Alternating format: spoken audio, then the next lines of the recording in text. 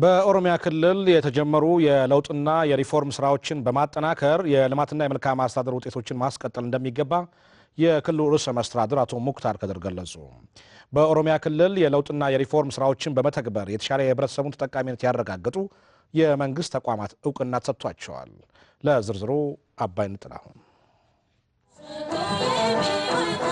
የኦሮሚያ ክልል ሲቪል ሰርቪስ ቢሮ በክልል በዞን በወረዳና ከተማ አስተዳደር ደረጃ የሚገኙ የመንግስት ተቋማት የክልሉ መንግስት መዋቅራዊ ሽግግር ለማምጣት እየተገበራቸው ያሉ የለውጥና ሪፎርም ስራዎችን በመተግበር ረገድ ግንባር ቀደም አፈጻጸም ያሳዩ አካላትን በመለየት እውቅና ሰጥቷል። ከክልል የግብርናና የትምህርት ቢሮዎች፣ የገቢዎች ባለስልጣን፣ ከዞኖች ጅማ፣ ከከተማ አስተዳደሮች ሻሸመኔ እንዲሁም ብዛት ያላቸው ወረዳዎች የለውጥና የሪፎርም ስራዎችን የተሻለ በመተግበር ከተሸለሙት ውስጥ ይገኙበታል። የኦሮሚያ ክልል ርዕሰ መስተዳድር አቶ ሙክታር ከድር በክልሉ የተጀመሩ የልማትና የመልካም አስተዳደር ውጤቶች የህብረተሰቡን ተጠቃሚነት ማረጋገጥ ጀምረዋል ነው ያሉት። የለውጥና የሪፎርም ስራዎች በተሟላ መልኩ በመፈጸም በክልሉ የኢኮኖሚ መዋቅራዊ ሽግግር ለማምጣት ፈጻሚ አካላት ከፍተኛ ርብርብ እንዲያደርጉም ጥሪ አቅርበዋል። ያገኛችሁት ድልና ክብር ዛሬ ብቻ የሚያበቃ ሳይሆን ዘላቂነት ያለው ሊሆን ይገባል። ተቋማቱ የተሸለሙት ባስመዘገቡት መልካም የሥራ አፈጻጸም ብቻ ሳይሆን የለውጥ መሳሪያዎችንና ሪፎርሞችን በተቀመጡ አቅጣጫ መሰረት በመተግበራቸው ነው።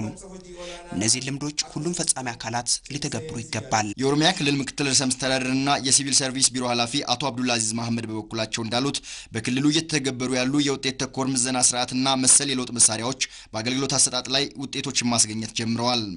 ሰገንታሌ ፎየንሳፊ ሪፎርሚ ሆጅማተ ጫሳሌ ከሰት ቡልቺ ሰጋሪ ሰደርካ ወላን አንልኬሱፍ የለውጥ መሳሪያዎች በየደረጃው እንዲተገበሩ የተለያዩ ስልጠናዎች ተሰጥተዋል። በስልጠናዎቹ በተፈጠረው የጋራ መግባባትም የተለያዩ የልማትና የመልካም አስተዳደር ስራዎችን በለውጥ መሳሪያዎች አማካኝነት ጅምር ውጤቶች መመዝገብ ጀምሯል። እንደ ውጤት ተኮር የምዘና ስርዓት አይነት የለውጥ መሳሪያዎችን በአግባቡ መተግበር ከሁሉም ፈጻሚ አካላት የሚጠበቅ ነው።